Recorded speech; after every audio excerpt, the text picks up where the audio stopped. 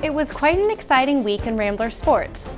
Men's basketball defeated Lewis in their exhibition opener by double digits. Not every Loyola team won, but we had some great games, including the women's soccer team upsetting the conference frontrunners, the men's soccer team battling against Missouri State in the first round of the Missouri Valley tournament, and women's volleyball falling to Illinois State. All that and more on this week's Rambler Sports Locker.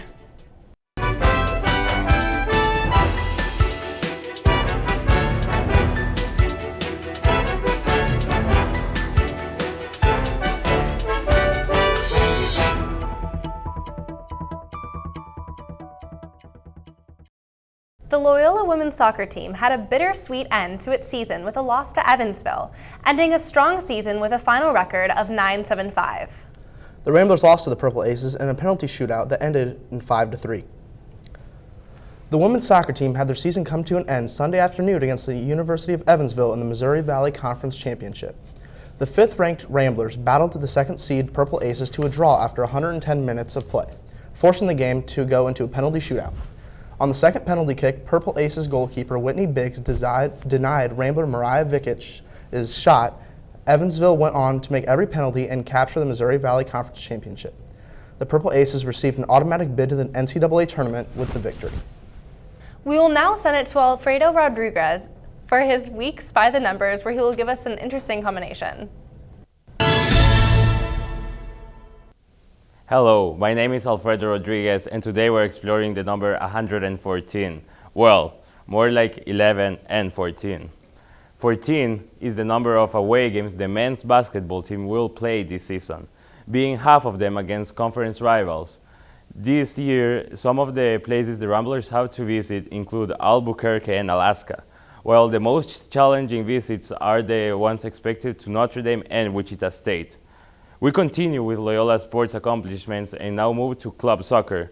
11 is the number of games played by the men's soccer team with an impressive 10-1-0 record. This season is the first time ever that the club makes it to the national championship. We wish the best of luck for the Ramblers as they play their first game on November 19th. Sophomore Ben Richardson plays with the number 14 in his back. The guard prepares for beginning his second season as a member of the men's basketball team. Richardson played 36 games last year, starting in 12 of them where he served as a key member in the backcourt. During his freshman year, he averaged 6.2 points, 2.2 rebounds, and 2.4 assists. We wish the best of luck for Richardson and the rest of the team for this upcoming season. Now, I'm going to show some of my Salvadoran pride. 11 is the number the best ever Salvadorian soccer player, Jorge El Mágico González, wore during his career. The Magician, as you will call it in English, played during the 1980s where he managed to play in the Spanish First Division. His most remembered accomplishment is helping El Salvador qualify for the 1982 World Cup held in Spain. And we have the best for last. 2014 was the year the Ramblers men's volleyball team won their first national championship. The Maroon and Gold defeated Stanford 3-1 in an exciting championship game in Gentile Arena. And this is Alfredo Rodriguez for By the Numbers. Back to you guys at the desk. Thanks, Alfredo. We hope the Ramblers make a three-peat. We usually recognize the on-field accomplishments of Loyola athletes, but their greatest accomplishment so far this year has come outside of the competition. Loyola is tied third in the latest NCAA Division I graduation success report. Loyola athletics have a 98% graduation rate, which is 16% above the national average. Only Dartmouth and Samford have a higher graduation percentage. Loyola is tied in the rankings with 11 other schools, including Harvard, Notre Dame, Princeton, and Stanford. Loyola student athletes contribute the success to having a good balance between academics and athletics. And I think that our administration's advising sector really helps out the athletes in really understanding what they need to be doing in order to graduate, in order to be successful in the context of also having athletic success. It's not one or the other. I mean, we do say that academics come before athletics, but at the same time, it's not that athletics always takes a second priority to academics. It's that they're both meshed together because both are seen as important for the success of the other. Loyola student athletes are doing a really great job with the whole student thing. Nice job, Ramblers. Some people like to call it a sport, while others call it a hobby. Dylan Conover looks into this non-traditional sport that's taking over the World Wide Web. When you think of sports, certain games come to mind. Basketball, football, soccer. But there's a growing non-traditional sport sweeping the world. In fact, there are over 27 million players worldwide who play on a daily basis, and 67 million who play per month. The game? League of Legends.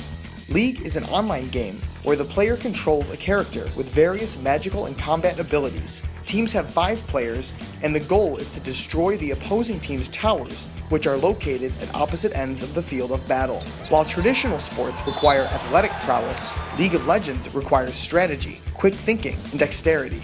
There are professional League of Legends tournaments worldwide throughout the year, which lead up to the World Championships. This year, the finals were held in Berlin on Halloween. SK Telecom from South Korea won the tournament and took home the $1 million prize.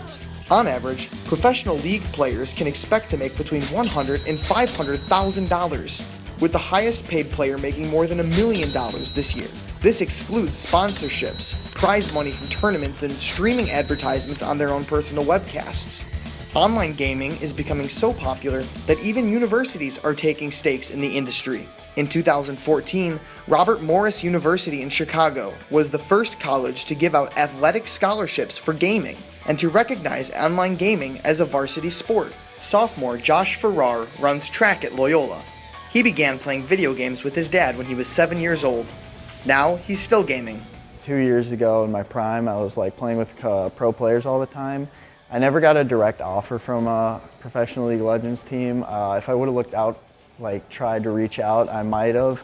I never know. I've never really tried totally, but track was another huge passion of mine. I absolutely loved it, and I got recruited by Loyola University of Chicago, and no regrets from there.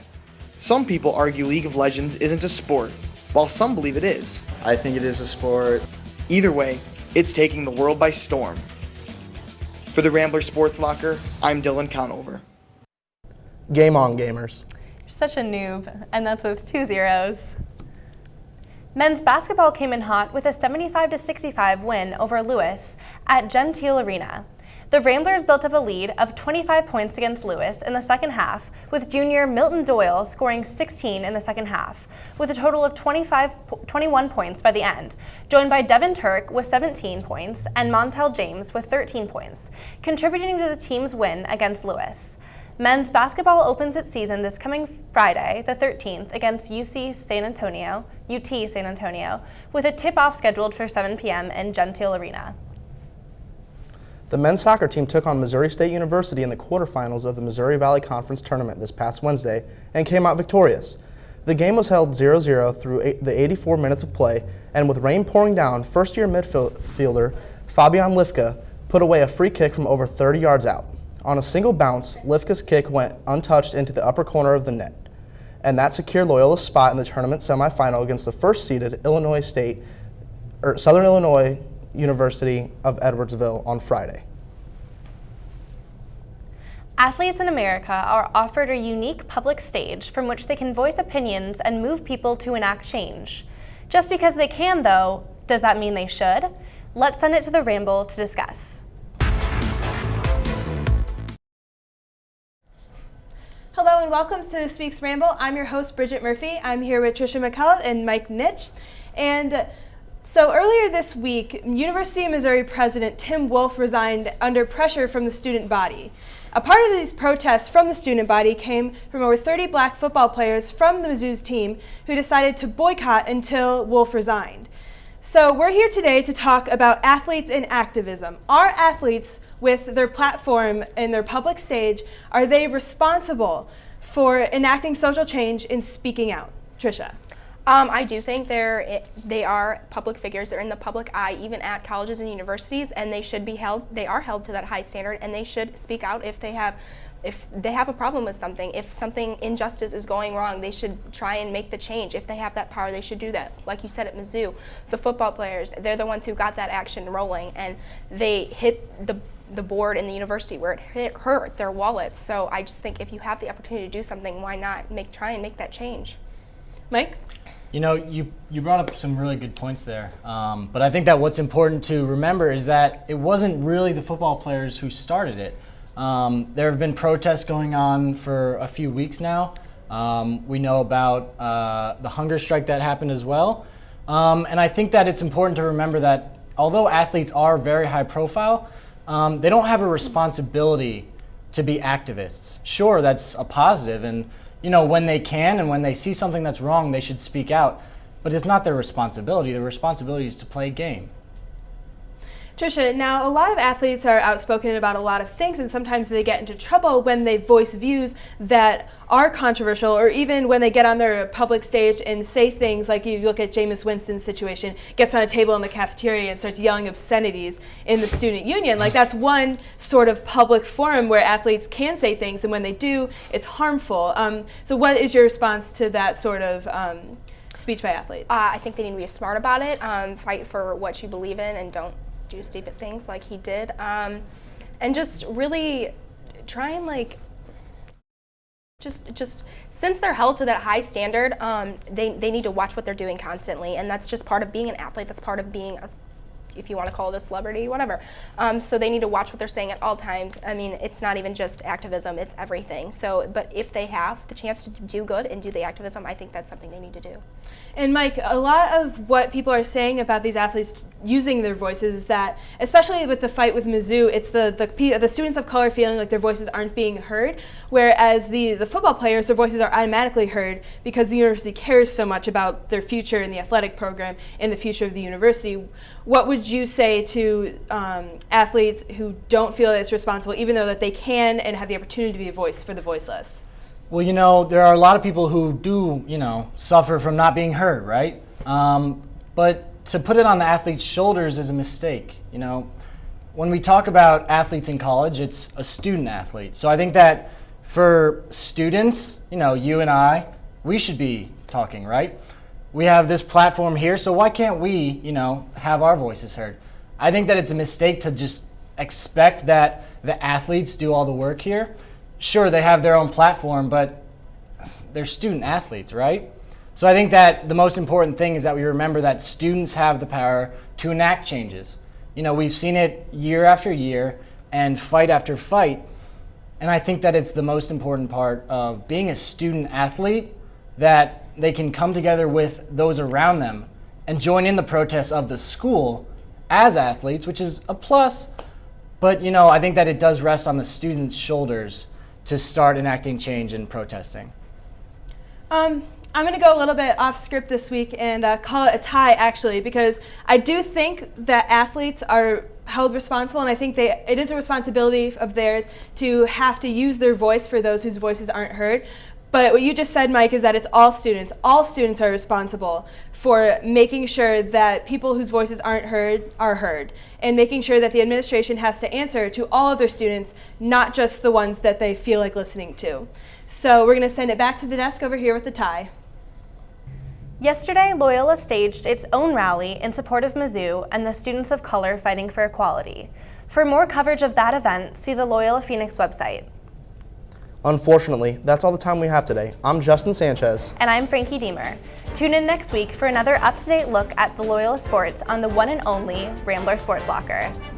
And as always, don't forget to turn out the lights.